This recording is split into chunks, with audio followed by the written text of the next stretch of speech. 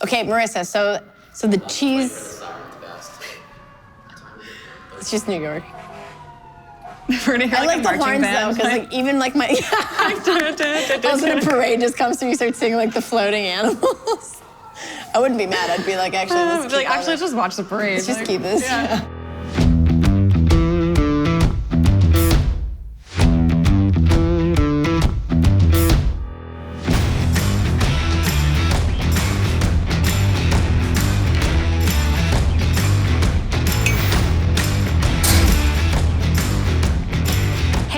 And welcome back to a very cheesy episode of Pick Last in Gym Class.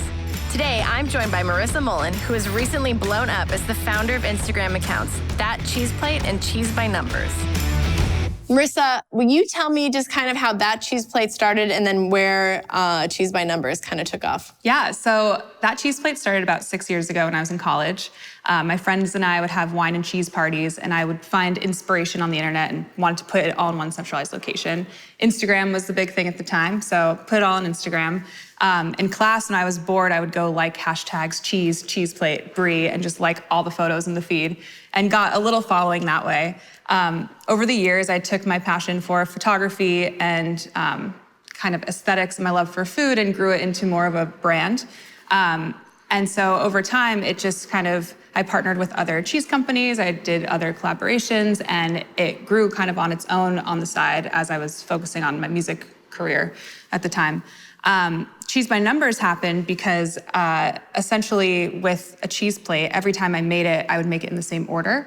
So I'd always, for some reason, 1 is cheese, 2 is meat, 3 is fruit, and if you put it out on the same way, it always turns out to be the perfect cheese plate. So a friend of mine ended up illustrating one of my cheese plates, numbering it, posted it on That Cheese Plate, and it got a ton of likes. So I was like, all right, maybe I'll just push this over to a new account that I'm gonna make called Cheese by Numbers and leave it there. Didn't really put any attention into it. Would check back once in a while, and it just kind of grew naturally way quicker than That Cheese Plate ever had. So I realized like, okay, I'm kind of onto something. I'm gonna put more attention into this account. So my friend who I work with at The Late Show, she's an illustrator. She's busy all the time. She doesn't have time to illustrate 6 cheese plates a week. So I created this concept called Swipe to Build. And essentially, when you're looking at Instagram, you swipe it, and the first step is cheese, next step is meat, next step is fruit. And it actually connected to people all around were tagging me in photos of cheese plates they were making because of the Swipe to Build method. Oh, cool, yeah. And it was amazing to see like, oh, this actually works. Like something that's so intimidating when you look from afar, up close, if you break it down step by step, it's so easy, and you can make an elaborate cheese plate just in seconds. You can make it look pretty. That's my problem with Instagram. I feel like I'm like killing it in the kitchen. I take a picture and I'm like, why does this look like it's just like a frown emoji. It just comes back. I'm like, wait a second. And the thing with Cheese by Numbers too is like, I'll give little tips and tricks. So I'll be like, this is how you take a photo of your cheese plate in natural light. And this is how you should put garnishes on the plate depending on like where the colors are. And it's almost more of like painting. So that's why the paint by numbers concept goes hand in hand. Because when I make a cheese plate, I do think about the textures and the colors, where I'm putting different items, like pairing-wise too, like what works, what doesn't, you know? I think I saw some sort of Facebook article that said cheese is as addictive as crack. Yeah. And since it's Facebook, it's probably scientific.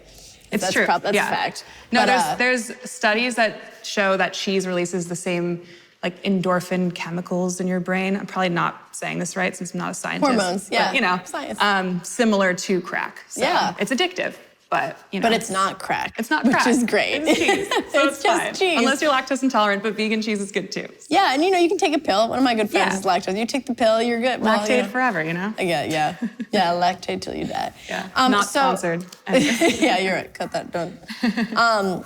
So cheese by numbers. So the cheese plate started in college. Yeah. That's like, to be honest, like that's such a sophisticated college thing to do. Let me tell you, when I was in college, I was not trying to have wine and cheese parties. Like I think it was like, well, we were pretty much degenerates until senior year. That was me, yeah. Yeah, so this was it came with time, you know? A little class, a little trash. Yeah, exactly. Yeah. And the cheese plates we made were not fancy in any sense. Like we'd go to the corner store, buy like a hunk of cheddar and salami and throw it on a plate.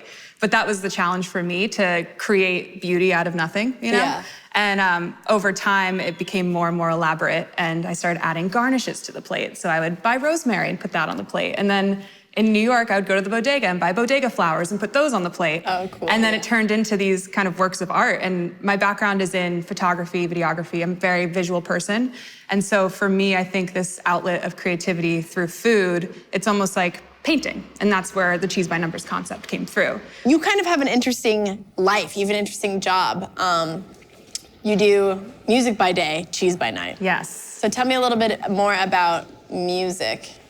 The music by day. I've been working in late night TV, which is funny to like now be the talent in front of the camera, because for the longest time, like I was producing stuff like this, you know, and like, and having like the tables turn is so funny to me, because like for the past 3 years, I've just been living on film sets, and the artist is there and the talent is there. And it was never like I wanted to be the talent, and I never wanted to like steal the spotlight in any way. But my passion was this whole cheese Instagram that I kept on the side. You're like, I really like cheese. Yeah, I'm like, I like cheese. I like growing this as a brand. I like seeing like what I make instant, having like instant gratification almost, where it's like you post a photo and people are like, wow, look at that, that's beautiful. And so I just kept up with it, and it almost did turn into this like meditative process for me when I wasn't working. Because I can just go home on the weekends, and it'd be Saturday morning, natural light in my apartment, put on some nice calming music, cut some cheese, put it on a plate. Make it look pretty. Make it look pretty. And then at night, I have a group text called the Cheese Party. And so I'll be like, hey guys, cheese party, come on over. Everyone comes over, and then you are like the best friend to have. That's awesome. Yeah, we have cheese parties a little too frequently. I need to like slow down on those, just because it's like, you can't eat cheese all the time. Or you can. But like, moderation. Whoa, wait a second. Yeah. But yeah, it's just, it's something now. What's fascinating is that it has kind of gone viral in the past, since November, really. The Cheese by Numbers Instagram was found by the Rachel Ray Show. So not even that cheese plate, which was the one that I started from the very beginning. The little Cheese by Numbers one that had like 2,000 followers at the time. And the little brother, Yeah, the little, little sis over there. And they called me and they're like, hey, do you want to be on the show to talk about Cheese by Numbers? And I'm like, cheese by numbers? Like, you mean that cheese plate? They're like, no, the other one. And I'm like, okay, yeah, sure. And I'm like, do you even want to talk about that cheese plate? They're like, no, just Cheese by Numbers. I was like, okay. That's awesome. Yeah, so I did the Rachel Ray Show talking about Cheese by Numbers, and overnight it went up to like 15,000 followers. And another thing with this, which is so fascinating to me, is that I've probably done like 5% outreach or less for my brand. It's all just been people coming to me, because it wasn't like ever something that I wanted to make money off of. Yeah, it was just like, this is what I love. This is what I'm passionate about. I'm just do this on the side. And like Rachel Ray, The Today Show, Vox, all these people just started coming in my inbox. I'm like, oh, okay, yeah, I guess. You're like, oh wait, this is real. Yeah, I'm like, that's cool, real. great. It is funny. It's like, as I'm just finding, like, even like in my own life, but also like doing more of these interviews and talking to people, the thing finds you. And then like, as you follow it, like there's just so much space that opens up for it. And you're like, I guess I'm just gonna keep doing this. Yeah, I guess it's crazy. I'm actually slowly transitioning out of music to do this full time. But you had done music since you were like in high school. Yeah. Were you working in high school as well? I was working, so in high school, I was interning at a venue in town, but then also managed the street team for my friend's band. Nice. And so I was like 16, pretending I was 19, and having conference calls with Fearless 19 was Records. really grown up though when you're 16. Yeah. You're like, 19, you're like, I'm not 18, I'm 19. Yeah, let's be realistic. Yeah. I can go to shows in the city alone. Fine. And I would have these conference calls with Fearless Records, and they're like, all right, Marissa, like, what's on the schedule this week for the street team? And I'd be like, oh, like this. And I would literally just like live on my computer and like be on MySpace the whole time. And I think that kind of connects to like my ability to curate social media. It's because it was just always in my life. Yeah. And then from there, it kind of grew into, like, they ended up breaking up, but then I worked for a nonprofit called 1111 AM, raising awareness for young adult cancer research, because my all-time favorite musician is named Andrew McMahon. He sings in the band Something Corporate and Jack's Mannequin. Oh my gosh, I love Something Corporate. So good. That was like, that music like raised me. That's high school, yeah, exactly. Yeah. I'm like, that is high school. Yeah, exactly. So he was my favorite musician. I was on his street team when I was like 13, and created friendships through the community. And he had leukemia in 2005 and recovered. But my friends started this organization called 1111 AM. And essentially, it's like raising awareness for young adult cancer research in the music industry. And so they did Warped Tour. They did they were in like the nonprofit sector of Warped Tour. And they hired me when I was 16 to be the social media director. And so here I'm like running a little street team. They knew I was 16. Actually, when I was 14, I told them I was 16. And then like I actually met them and they're like, are you 16? You're tall. And I'm like, I'm 14. You're like, I am tall, but I'm also not 16. Yeah, I'm not 16. I'm 16 for 2 years. For 2 years, yeah. But that experience was amazing because we were doing amazing, like we would have these people write into us, and this girl, Carrie, we did a whole thing called Cards for Carrie. Like she had leukemia and we got like all of our network to write her a card and like send it there. Oh, cool. And then they ended up getting like the Dropkick Murphys to play for her because like that's awesome. her favorite band. Yeah. And I started a photography contest and I had all these like fun ideas that I would just like put here and there. The photography contest was like, what makes your life beautiful? Like take a picture and send it to us. And then like I would like make all these videos and stuff. Like I loved doing that. Included so many people, yeah. And so it was awesome because we ended up like that. I had this experience, but then was on Warped Tour, so was also in the music space. And we ended up having like meetings with Andrew about like what we were doing and like progress updates. And then like full circle life happens and now we're friends. And it's just this like lots of full circles in my life. That's very strange. Like maybe it goes like with the plate idea. Yeah, like maybe it is. Committed to it now. The plate, it's like my life is a circle. You're like, whoa. Yeah, it's crazy too because like in my interview with Jon, he looked at my resume and he was like 1111. Like, what does that mean? And I'm like, oh, it's this Young Adult Cancer Research Foundation that I worked for. He's like, oh, interesting. And actually in Jon Baptiste terms, he goes, cold-blooded.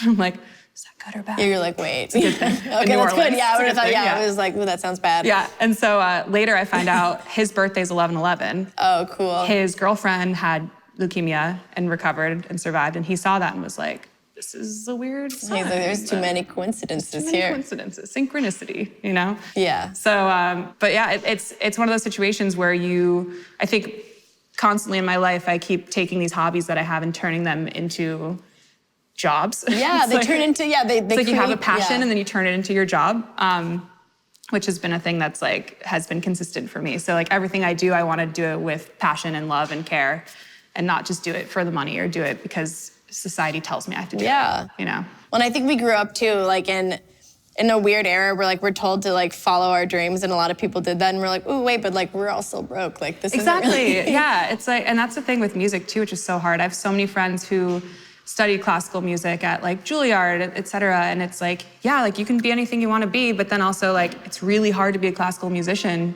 in New York, you know? And then it kind of crushes that whole like passion and love for it because you're so worried about making money. Yeah, you burn out. And I think it's when you have space and an opportunity to pursue something that fills you up, that fills your cup up, like it just, I don't know, I think it manifests in good ways. Like, you know, the universe is watching and it's like, hey, I like cheese too. Yeah. Like who knew? Everyone likes cheese. Everybody likes cheese. Everybody loves cheese. I mean, the whole thing with that cheese plate that I've been wanting to kind of spread and grow is this sense of like being present and living in the city, living in this like hectic world that we're in. We're always inundated with toxic news and, you know, it's like everything is so crazy. And with cheese plates, you can kind of take a moment and slow down and bring your friends together. And you don't need to use your phone. You take your Instagram, you put your phone away after that. Yeah. And then you talk, you know? And this past weekend, I went to all these farms in upstate New York and Connecticut and really I felt the most present I've felt in probably 3 years. Yeah. Meeting these people who work on these dairy farms, they're just so happy. And I feel like they just really, truly appreciate nature and the very simple things in life. And it's like, when you're sick, it's like all you can really think about is your health and love. That's all you have. And like, that's all you have is right now. Yeah, all you have is right now. And it's like, people don't realize that. And we are constantly in this like haze and distraction, and unfortunately, sometimes it takes something like an illness to really ground you again. Yeah. And I think going to these cheese farms and like meeting these people and meeting baby goats, which are my new favorite animal. You're my new favorite cuddly animal. They're so cute. Baby goats are the cutest animals I've ever seen. And just like seeing the craft and like the art that goes into like milking these animals, making the cheese, selling the cheese, and like being able to eat the cheese while seeing the cow right there. That made the cheese. It's such like a full circle, again. So many cheese circles. plate, full circle. Yeah. Full circle moment.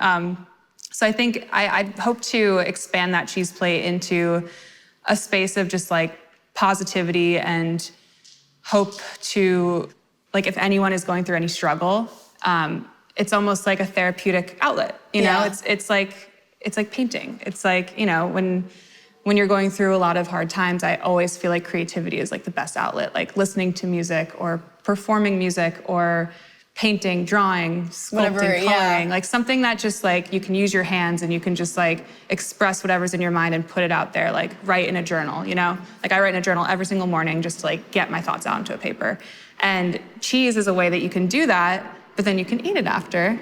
And which is even the best part. You can't eat your journal, you know? Yeah, like, well, I mean, nobody would want to. Yeah, don't eat don't eat your journal. That's worst case scenario, you have to eat your journal. Yeah. So, yeah, I think with my book, it's going to be the cheese by numbers concept, but how cheese plates are self-care, but not self-care in that like wellness Instagram way. Self-care is like truly how can you be happy and present in this moment with this cheese plate. And, like, bring people together. Cheese meditation. Yeah, cheese-itation. Yeah, there's gotta be something you can do. There's so much you can do with cheese. Yeah, I don't know. Sounds weird. I love that concept because it seems like coming from an athletic background, you get so used to constantly eating. There's certain times of the season where it's like a chore. Yeah, and, you don't even think about what you're putting in your mouth. Well, and just people that are working and busy, like you just constantly think about like, hey, what's next? What's the next thing I have to do? What's this? What's that? And in order to, food is really weird because food, as much as it's nourishment, it's also psychological. Yeah, 100%. It's psychological for a lot of people. Yeah. And I think just even the idea of slowing down and preparing something for the enjoyment of it, not just for, oh God, it's 12, I have to eat. Yeah, you know? all the time. Like I think there's been countless times where I'd come home from work at 10, 11 p.m. and I'm just like, I can go to bed or I can just like eat some toast and like there you go. That was my college move. It's like I can either sleep or eat. And recently now that I've been kind of taking a step back from this crazy schedule, the other day I got home at like 7:30 and was like, ooh, I can make food. And I made this like elaborate meal. And yeah, it's almost like, it puts you into perspective where something that people take for granted of like eating, it's such a delicacy for so many people to actually like cook something and like know where your food's coming from and like be intentional about it. Yeah. Yeah. Like, I feel like eating the cheese this weekend and like seeing where it came from was it like grounded me in a way. I'm just like, goat cheese, there's the goat. Wow. Like, you know? Oh my gosh. Yeah. But that being said, it's like you don't need to go to a goat farm to make a cheese plate. I think a big thing of that cheese plate is making cheese accessible. So it's like you can easily go to Trader Joe's and pick out a selection. That's my move. Put it on a plate, but make it look pretty by following the cheese by numbers method. You know? Well, it's an easier way to enjoy it. I mean, first of all, Trader Joe's is my jam, like for sure. Like we can plug them all day long. They can Trader Joe's. We love you, Trader Joe's. They're like a mystery though. I can never find their PR rep or anything. They're so like elusive. They're like, we know you love us, but. My fantasy of them is like, they're just like super laid back guys. And they're like, we don't need that kind of stuff. They're all named Joe. Yeah, exactly. Yeah, they're all Joes. All of them. They're just a bunch of brothers named Joe. I don't know what parents would name them that, but. This is a new pilot for a Netflix show. Trader Joe's. But they make, I've noticed like, so I go to Trader Joe's a lot. But I've noticed even in my training, like just planning and thinking about like when I do make meals that are intentional, like when I do make meals that like I do want to go old school and take a picture of on Instagram. Because I feel like Instagram was like, it really took off when people were taking pictures of their food. Oh yeah. That was really when people were like, this is a beautiful presentation. Yeah. I should probably snap it. You're like, okay, we'll remember it for later. But it's just easier. I think it's a good way to enjoy food and just, to take a moment out and just kind of like, pump the brakes a little bit. Yeah, because it forces you to present it in a way that you can photograph it, you know, which does slow it down. It's like if you're making like, I don't know, a grilled cheese that you don't want to take a picture of, you're like, all right, grilled cheese, it's greasy, let's go. And you're like, let me cut it into triangles and like prop it up and maybe put like a flower on it. And it's like, oh, that took like 2 times the amount of time it would if I just ate it. But now you're like, oh, I just paid attention to this for 2 minutes. Like, that's great, you know? Exactly, and instead it is of being like on the phone and reading news, whatever. You're like, I'm proud of this. And I think, yeah, again, it's like something when you create something, like even if it's just for the moment, and you're like, all right, I'm about to crush this sandwich. Yeah, you know? yeah. Like it still is just like a little nod to just being like, you know, it's good. It's good to put some work into something. Yeah, exactly. And I love with cheese plates, everyone's always like, why, like, are you like, do you get like upset when people eat your creations because they're so beautiful? And I'm like, no, I feel like it's a destructive art. It's like you make this beautiful thing and then you just like tear it apart. And Yes. you're like, ah, and it's almost, yeah, it's like cathartic. You're just like, I put all this time into this, we're gonna take it apart, but everyone's gonna enjoy it. And so it's a whole process. Well, yeah, and like I think that's like the whole cheese, like even a cheese party, like the concept is bringing people together. Yeah. And again, it's like we live in a weird time of social media where like we're all connected, but at the same time we're so isolated from each other. It's in a really unsocial kind of way. It's so weird. And when you have to use your hands to eat that cheese, guess what? No phone. No phone. Can't be on your phone if you're eating cheese. So too busy. Yeah. Too dang busy. Well, with that, Marissa, thank you so much. Of course. Thank you for having me. This is awesome. You know, it's been such an honor to have you, and even more of an honor for you to show me how to make this cheese plate. Yeah, we're gonna do it. That's it for this week's Pick, Blast, and Gym Class. Thanks for stopping by, Marissa. Thanks for having me. We'll see you next time. Thank you for watching this week's show. Be sure to check out the Pick, Blast, and Gym Class podcast for our full interview with Marissa, available on all podcasting platforms.